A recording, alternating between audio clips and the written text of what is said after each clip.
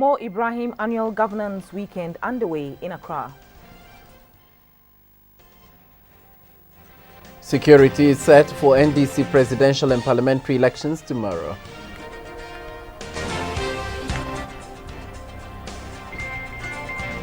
And hostages in Mali hotel freed. It's the end of another working week. Good evening. Welcome to the studios of GBC24 and GTV. This is the news. I'm Akushika Akwe. And I'm Conrad Kakraba, and Clement Sam is doing the sign language translation. The Mo Ibrahim Foundation Annual Governance Weekend is underway in Accra from today, the 20th of November 2015. This is an annual high-level forum on a rotational in African countries and picks a subject of importance to Africa to share thoughts on. The objective of the Mo Ibrahim Foundation is to put governance at the center of Africa's development. The Ibrahim Forum is an annual high-level platform convened around one specific issue of critical importance to Africa, and that demands committed leadership and sound governance. Each year, it takes place in a different African country. This year's forum is between the 20th and 22nd of November 2015 in Accra. At a briefing in Accra, the executive director of the Mo Ibrahim Foundation, Abdullahi Jane, said this year's forum will focus on 2015 African urban dynamics. Other activities this year include a live concert featuring Angelique Kidjo, Yusu Ndo, Sarkodie, Stoneboy and DJ Mike Smith. The weekend wraps up with a football match between Ghana All-Stars and TP Mazembe. Meanwhile, President John Mahama has affirmed his belief in social democracy when he opened this year's Mo Ibrahim Africa Report debate in Accra. The topic was democracy versus development.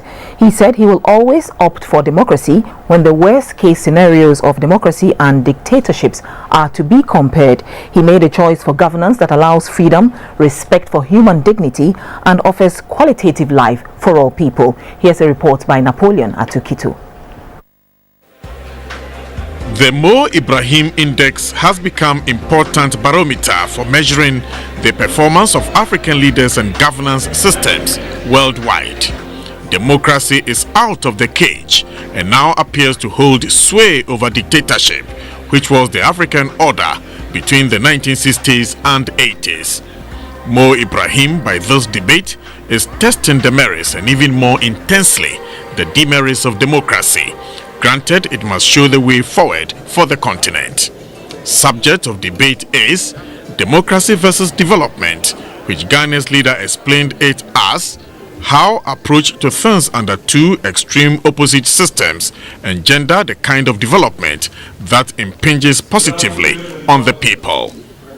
Before an elitist audience that included Mo Ibrahim himself, a former Prime Minister of Cape Verde and former presidents of Mozambique and Namibia, President John Mahama arguably gave a speech that may probably go down in history as most candid and enlightening. It was a departure from the silence that has greeted issues about former Libyan leader Colonel Muammar Gaddafi, saying Libya might have witnessed unprecedented development under him, but his people rejected that and risked stability for freedom. President John Mahama recalled General Kutu Echampong, who seems forgotten in national discourse, pointing at his good works, but the dictator failing to accept criticisms.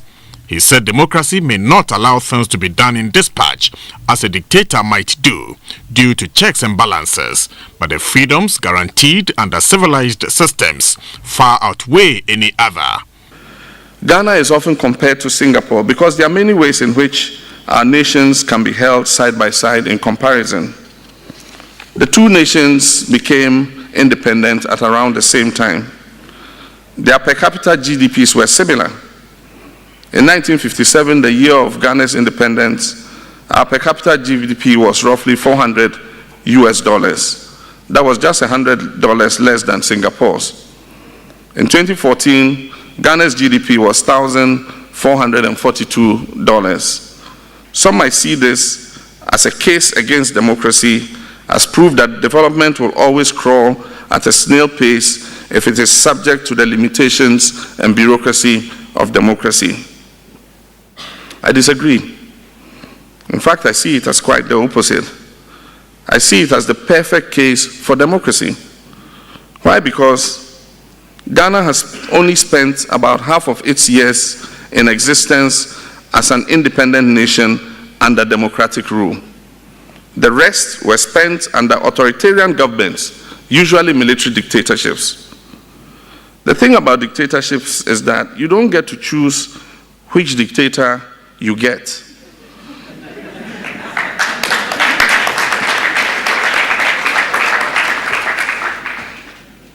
It is the roll of a dice. You could end up with someone like Lee Kuan Yew, who was a highly disciplined, Cambridge-educated lawyer. Or you could end up with someone like Idi Amin Dada, I dare say, who was unwell in ways we've not yet begun to understand. The president praised Singapore under Lee Kuan Yew, who gave his country the tonic and direction to move to her current qualitative standard of living. There again, he played up dictatorship under Lee Kuan Yew's watch and said the outcome of his good works depended on the extent to which the people were happy. And the day ended on a high. Napoleon Atukitu reporting. Ebenenwa, dedicated to changing the way mentally ill patients are cared for, won this year's Daily Trust African of the Year. Announcing the awards in Accra, a former chairman of the Organization of African Unity, OAU, now AU, Dr. Salim Ahmed Salim, said the recipient, Gregoire Ahungbonu, highlights the huge task the continent faces in taking care of the mentally ill. The Daily Trust African of the Year award recognizes an ordinary African who contributed to the continent in an outstanding way in any sphere of endeavor during the award year. The award is in its 7th year. The maiden award in 2008 was given to Dr. Denis Mukwege, a Congolese gynecologist who offered free reconstructive surgery to victims of rape in the war-torn DR Congo. Other previous recipients include Danny Jordan, who supervised the hosting of the first World Cup in Africa, South Africa 2010, Judge Fatima Bazeye, former head of the Nigerian Constitutional Court, who was sacked for upholding the rule of law and resisting an attempt by a sitting president to illegally amend the constitution to stay longer than the usual tenure.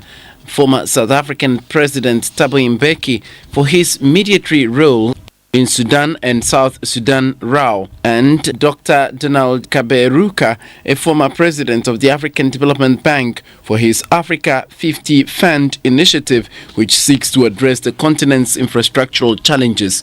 This year, Benenwa Gregoire Ahungbonu's work with the mentally ill in Benin, Togo and Cote d'Ivoire caught the attention of the awards committee. Gregoire rescues mentally ill people from wherever they are subjected to inhumane treatment, gets professional treatment for them, and reintegrates them back into the society after treatment.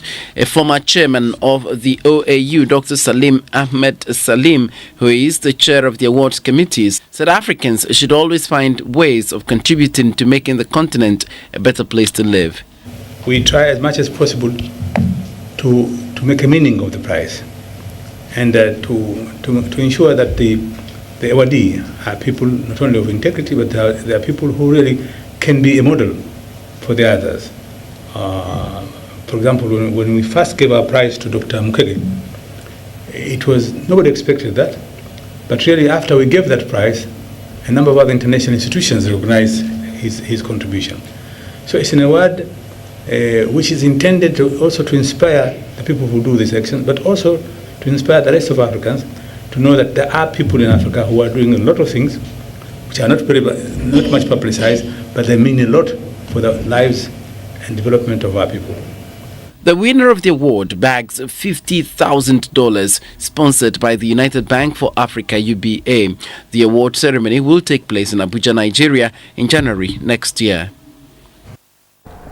Now to the Central Region, where members of the Association of Health Service Administrators Ghana are unhappy about what they describe as inequity in the health sector compensation, which severely impacts on the performance of health service administrators. The president of the association, Albert Esiedu-Ofei, raised these concerns at the association's annual conference at Winneba. The health sector has been all but rosy in recent times. There have been concerns about the decline in funding for the sector, industrial unrest and stagnating trends in some key health goals and indicators. The objective of the conference is to contribute to improving performance management in the health sector by coming out with creative means to measure and monitor the performance of support service units of health facilities. The conference brought together health service administrators in the Ghana Health Service, teaching hospitals, faith-based health faculties, quasi-government health institutions, and private health facilities. The president of the association, Albert Esiedu-Ofei, said the participants would develop strategies to link performance of employees' units to rewards at the institutional level. He explained that management at all levels are compensated for the responsibilities placed on them and called on the Fair Wages and Salary Commission and Ghana Health Service to rectify the iniquity. The theme for the conference was Performance Management, a tool for determining equitable compensation in the health sector. President John Mahama has urged Ghanaians not to fall for political deceit but be discerning about the issues that are at stake. Speaking at Nkwanta and Ho in the Volta region, the president said the political discourse is broken into two halves, and these are about those bent on throwing dust into public eye and those with the evidence to prove how well they are putting national resources to use. Napoleon Atukito reports. There are 12 allocations to the Volta region out of the 200 community day senior high schools being constructed across all 10 regions of Ghana. The Volta region obtains a quantity slightly above the national average.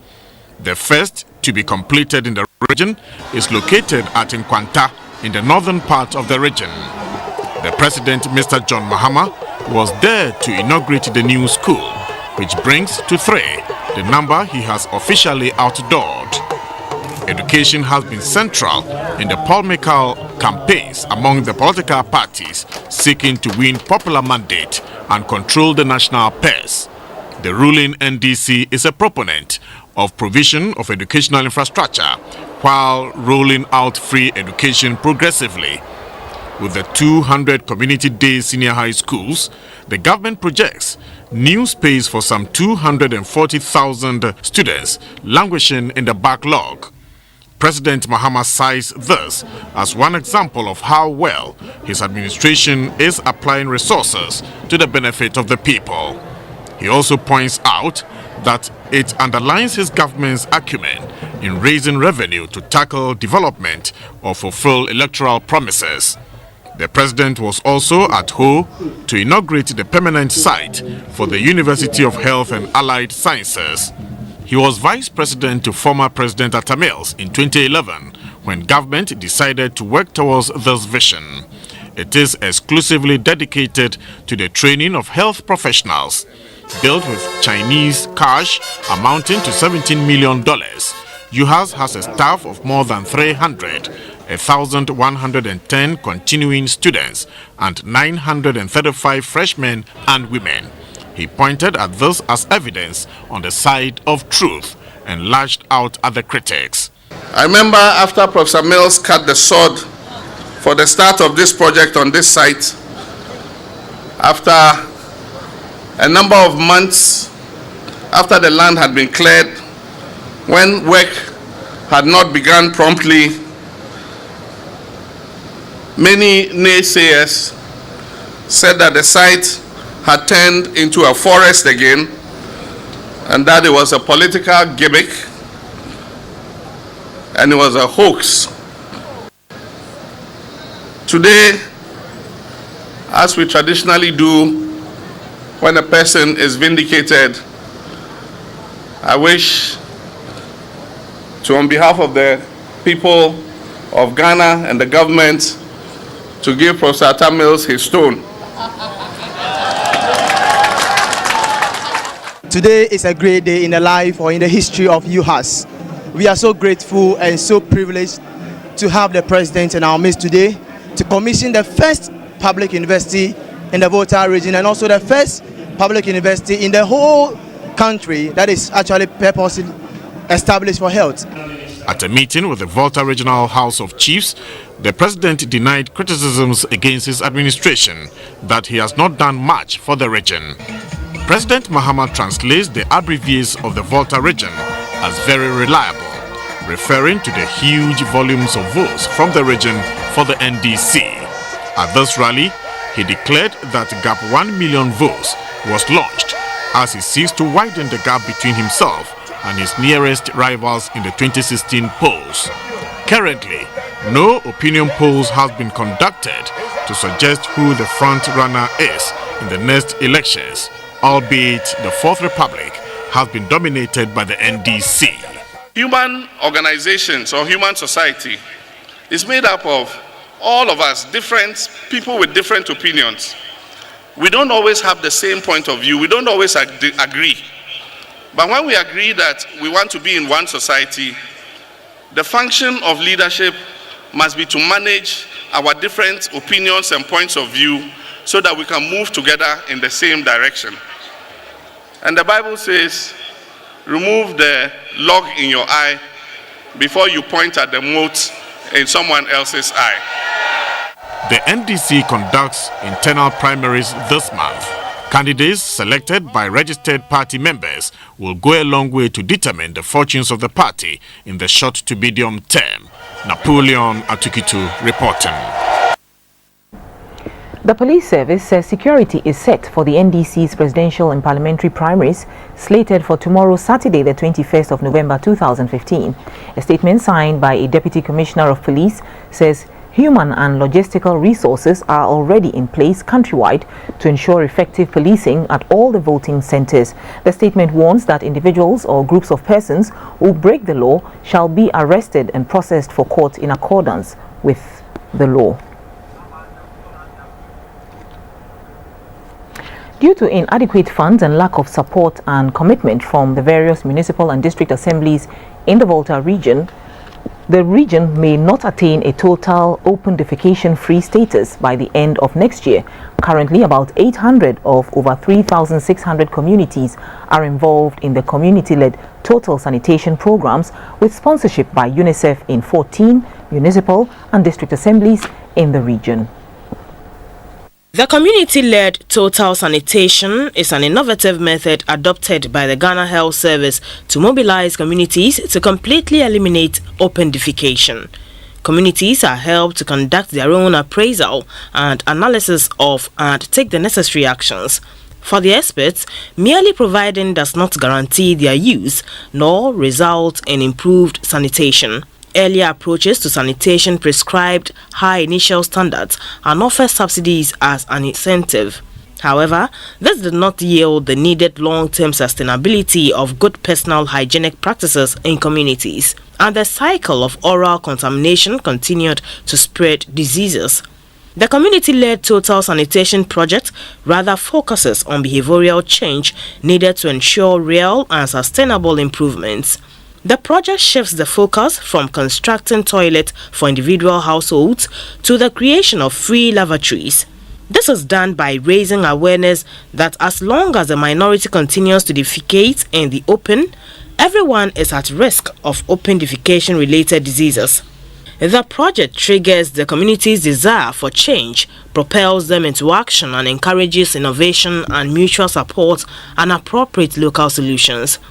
The community-led total sanitation was introduced in the Volta region in 2012. Currently, there are about 800 communities that have been triggered and are actively involved in the project in the region. Communities involved in the program in some parts of the region have registered significant improvement in their health and economic conditions. At a media interaction at Ho, officials of the Volta Regional Environmental Health Office said the region may not be able to achieve a target of total open defecation-free status by the end of next year. They say this was because most municipal and district assemblies show apathy towards the project. The Volta Regional Environmental Health Officer, Richard Ahiagbeje, appealed for support towards the project. They urged the media to give attention to environmental and sanitation issues. Members of the media were taken through best practices on sanitation and environmental reporting. It's time now to walk you through the world of business.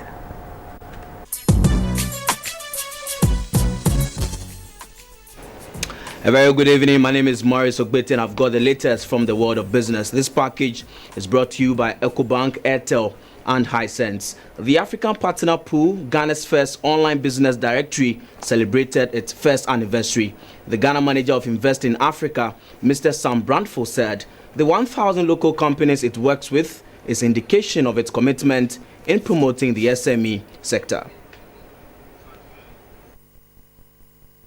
The African Partner Pool is an online platform that allows local companies to promote their goods and services to a wider market. International and Ghanaian companies use this platform to search for credible suppliers and to meet their local content needs faster and be more effective. Members of the APP Advisory Board and the most active APP buyer and supplier were appreciated. Mr. William Pollen, the Program Director of Invest in Africa, said the directory assists local suppliers to tender more competitively. The President of the Association of Ghana Industries, Mr. James Asarieje, called for the pool to be made more available to SMEs to ensure a private sector-led economy. We are going to ensure going forward that we fully give our support. But it is worth noting again that sometimes the challenge has been how to make sure that these SMEs that we need so much to participate in this program are aware. To what extent do we bring such laudable initiatives to the doorsteps, especially in the regions? The Director for Exports at the Ministry of Trade and Industry, Mr. Gerald Nyakumensa, lauded Invest in Africa for creating the African Partner Pool, which enables companies to get access to markets through partnerships.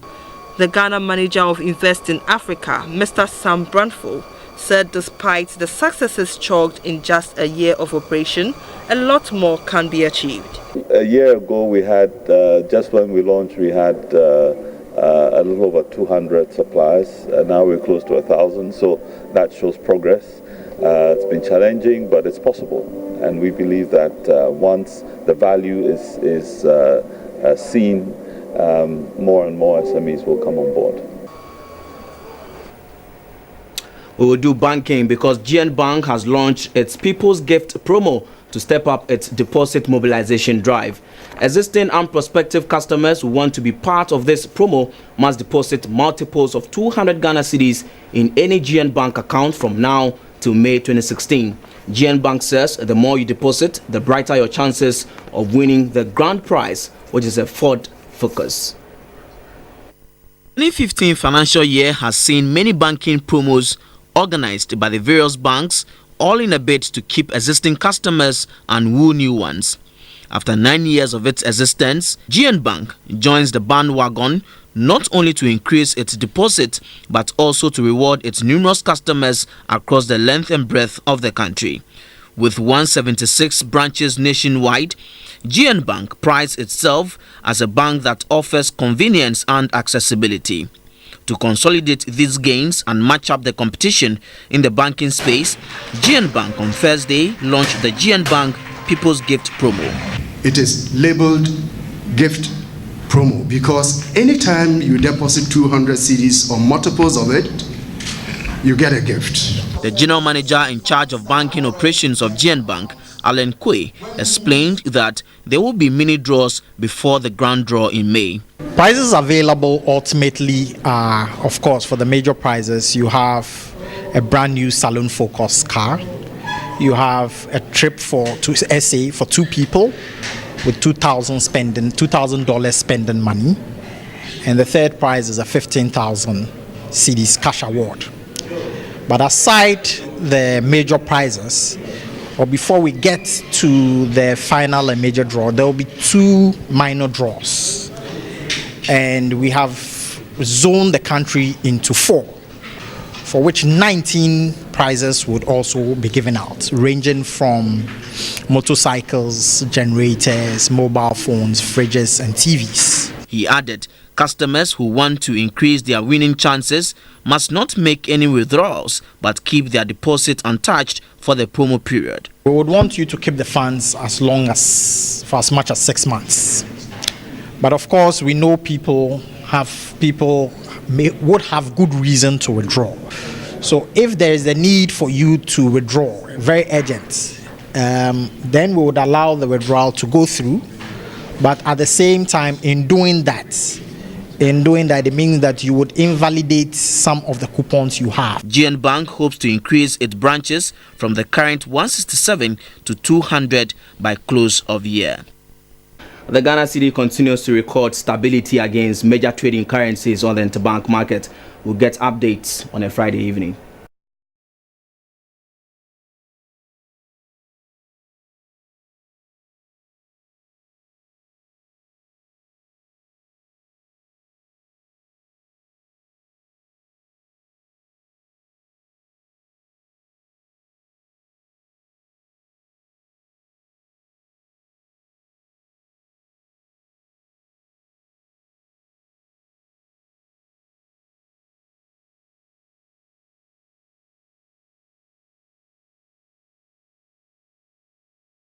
You also get to know latest price of gold, cocoa and oil on the international commodities market.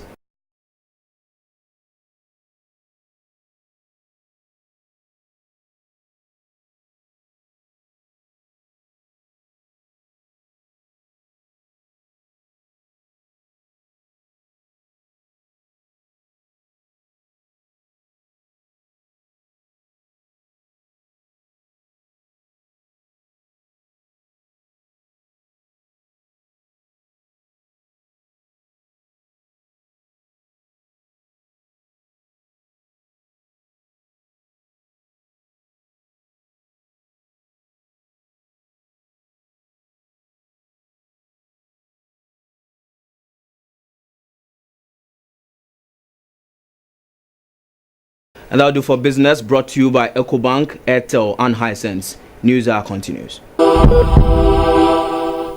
News now. The National Reconstructive Plastic Surgeries and Burns Center of the Kolebu Teaching Hospital is often strained with resources due to the patient's inability to offset their bills to enable it to replenish its stock. Following a promise made to the center after the June 3rd event, the Ghana Community Network Services Limited, GCNet, an information communications and technology firm, has presented medical supplies and equipment worth $10,000 to the center. Apart from infrastructure deficit, the National Reconstructive Plastic Surgery and Burns Center of the Kolebu Teaching Hospital also has limited personnel attending to the numerous patients referred to the facility. The center has only 6 consultant plastic surgeons and 10 specialized intensive care nurses instead of the 36 required. Another issue is the indebtedness of patients who throng the center and are admitted. The items by GCNet are meant to help replenish the stock of the center, especially after the center played a pivotal role in treating victims of the June 3rd twin disaster. They include a shower unit with a bath trolley for washing burns patients, acticoats for dressing burns, among others. Officials of the Ghana Community Network Services, GCNet, say they hope the items would support operations at the center.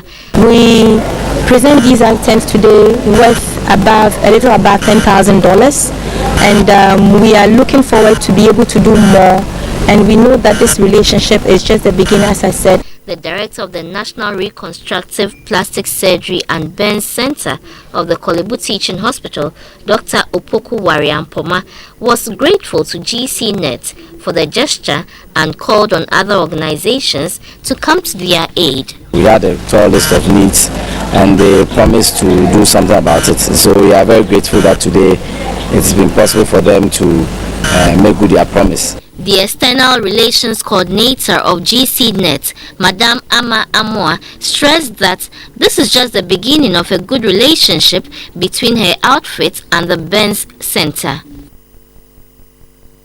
Health authorities are reporting one confirmed Ebola case, a 10-year-old boy who is currently being attended to at the treatment center on the outskirts of Monrovia, the capital of Liberia.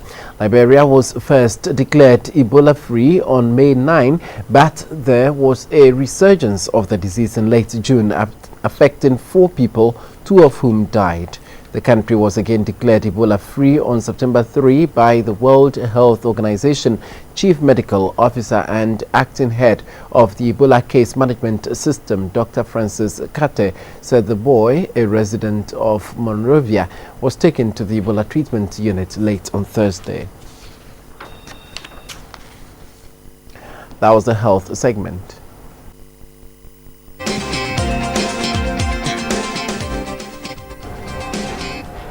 In other news, Malian officials say suspected Islamist gunmen who stormed a hotel in the capital Bamako have no more hostages. The Radisson Blue Hotel was stormed by special forces after the gunmen entered the hotel shooting and shouting "God is great" in Arabic and seized 170 people. The US-owned hotel is popular with foreign businesses and airline crews. At least 17 people have died and 2 soldiers wounded. U.S. Special Forces had helped in the hostage rescue operation. French Special Forces were also dispatched to the scene. An affiliate of Islamist terror group Al-Qaeda has claimed responsibility for the attack in Mali.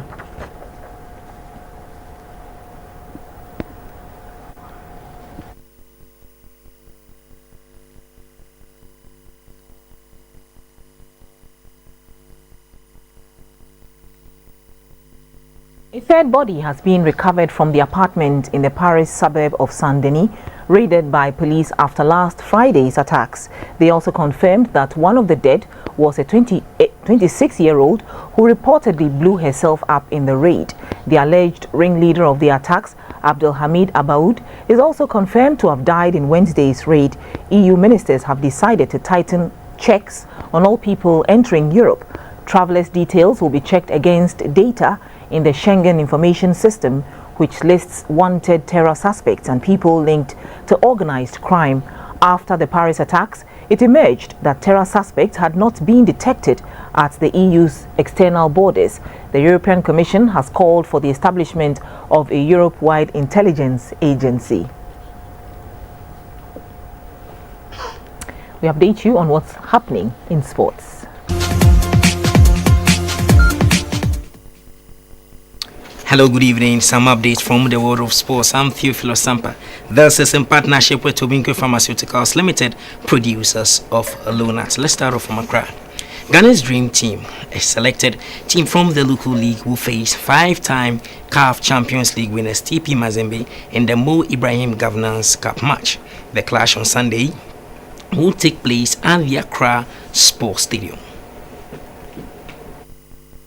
Ghana's dream team trained for the first time on Thursday ahead of Sunday's Mo Ibrahim Governance Cup match against TP Mazembe. The session was supervised by coach C.K. Akono and his assistant Augustine Ahimfo at the Accra Sports Stadium. Black Stars duo Richard Ofori and Samuel Tete also joined the squad after returning from Kumasi. Communications Director of Primeville Media, Jeffrey Asari, touched on plans in place for the match. The dream team will be visiting the Sempe cluster of schools. The reason why they are going there is they want to begin to inculcate football into our young lads in this country as is done elsewhere. So through that, they will be able to interact with them and get to have first-hand knowledge of what these players who today you see here are national heroes. Tomorrow you will see them outside the country. Current African champions, 5-time African champions. They will be taking off from Kenya tomorrow via Kenya Airways in the morning. God willing, they should be touching down without any hitch. Touchdown in Ghana by 11:55 a.m. tomorrow at the Kotoka International Airport. Assistant coach of the dream team, Augustine Ahimfo, said he was positive the team would win the match. We've made additions, and so will obviously be ready when they come. My prayer is that we receive the team from Congo here safely without any hitch. And we also expect to give them a test, even though they are the current African champions when it comes to club competitions, the Champions League, so to speak. But it's football. A former Black Stars winger, Lai Kinson, urged the Dream Team to shine on the day. A member of the Dream Team, Eric Opoku, said they will give up their best come Sunday. Other side attractions on the day include popular musicians Shatta Wale and Gasmila, who are billed to treat fans to some of their hit tunes. Meanwhile, African champions TP Mazembe have arrived in Accra for the Mo Ibrahim Governance Cup match against Ghana's Dream Team. These are the CAF Champions League winning team TP Mazembe. They are in Accra for the upcoming Governance Cup match against Ghana's Dream Team. The Congolese club will play against a select side from Ghana on Sunday, November 22 at the Accra Sports Stadium. The 2015 African champions have in their midst 5 Ghanaian players in the presence of Daniel Nieje, Richard Kisiboatin, Solomon Asante, Gladson Awako and Yao Frimpong. Interacting with the media in Accra, coach of the side Patrice Cartheron, goalkeeper Robert Kidiaba Muteba and right fullback Yao Frimpong gave a hint of what fans should expect. We are also proud to be here for our Ghanaian players. As you know, in Mazembe we have a lot of Ghanaian players. We love them a lot, and we are really happy to come with the cup to win the Champions League and to play this friendly game. Oui, merci pour la question parce que le match là on va l'aborder comme tout autre match. We came here to be great because we know that we're gonna play against very good player, and we respect this invitation. We know that it is a friendly game, but we will give 100% because we know that we are facing some other very good player. It's a very good match for us to participate for the World Club Championship.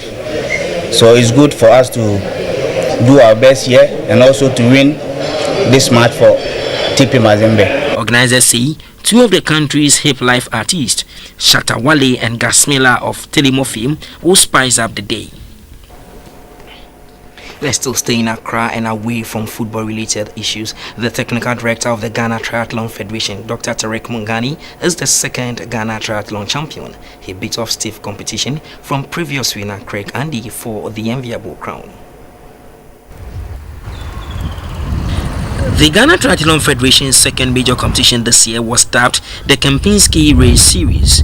The championships had athletes swim 600 meters, bike 18.9 kilometers, and run 5.6 kilometers. From the Legon swimming pool, athletes biked through some streets in the University of Ghana, Legon, and finished near the swimming pool. After 2 hours of action, Dr. Tarek Mungani, the first athlete to represent Ghana at a World Triathlon Championship, finished the race first.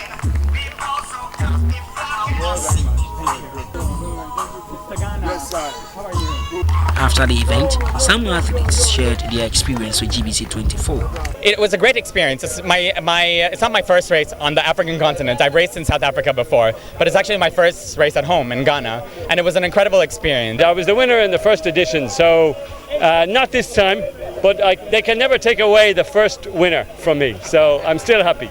I really had fun. It was really good. First I was a bit anxious, but it went well, and the spirit was really nice. And prizes were given to deserving winners in the team event, the women's race and the men. Dr. Tarek Mungani received a gold medal, certificate and a trophy. Join us. That's all for sports. Welcome to the entertainment segment of the news. My name is Micheline Taka. One of Ghana's celebrated comedians in Commodore of Kiso concert party fame is battling with kidney, bladder and liver problems. He is currently finding it difficult to pay his medical bills. Commodore has also bemoaned the lack of support and unity in the entertainment industry.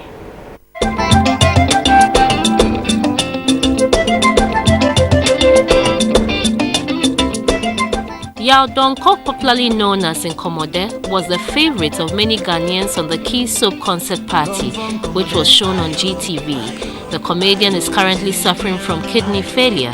According to Nkomode, no support is coming from the Ghanaian movie industry. Nkomode blames his current condition on the subtle animosity he faced in the movie industry when he came back. According to him, after he shot his first movie, he earned the resentment of some movie makers because he would charge nothing less than 1,000 Ghana cedis when the market price then was about 200 Ghana cedis. He said after a few movies, things started falling apart in his life. Nkomode said, with the exception of actor Akroboto, who has been very supportive and checks up on him from time to time, as well as make sure he does not lack anything, no colleague in the industry has offered any support to him. Moving on, Rubberman Productions is out with another play that exposes some of the ills in society. Puppeteers explores the phenomenon of crooks in Ghana who ride on the backs of the integrity of people. Uncle Ebo White talked about his latest play when he interacted with the media. White comes out with a stage play every quarter of the year to entertain theatre lovers. Puppeteers is his latest play. According to the playwright, Puppeteers explores, among other things, the phenomenon of crooks in Ghana who ride on the integrity and good name of people and use it to cause trouble. Uncle Ebo White speaks about his latest play, Puppeteers. It is a kind of play that within the first 5 minutes, if we don't shock you with what you are watching, then you may have to go to the doctor to take a sample of your blood to check whether it is communion wine in your vein or it is proper blood. There's an aspect of power in Ghana that we often don't talk about. Once you get into a position of power, that position suddenly attracts people. Let's say you are appointed as a minister of state. That very appointment brings along many people who then suddenly surround you. They have no intention of helping you become a better minister, but they see in your being a minister an opportunity for them to either take advantage of the system, to rape Ghana, or to further their own personal interests. And in Puppeteer, we are exploring this phenomenon. Some of the cast in the latest play spoke about the challenges and the exciting moments. We learn getting to warm up, seeing the people you love working with. Makes it exciting. It's a challenge. It's been a challenge on all fronts. In this play, each play comes with its own set of challenges. It challenges you as a person and as an artist, as a performer as well. So physically, you go through a lot of strain and things like that just to get the outcome right. The final play for the year by Rubberman Productions will be staged on 28th November 2015. And that's all for the edition. Thank you for keeping company with us. Good evening.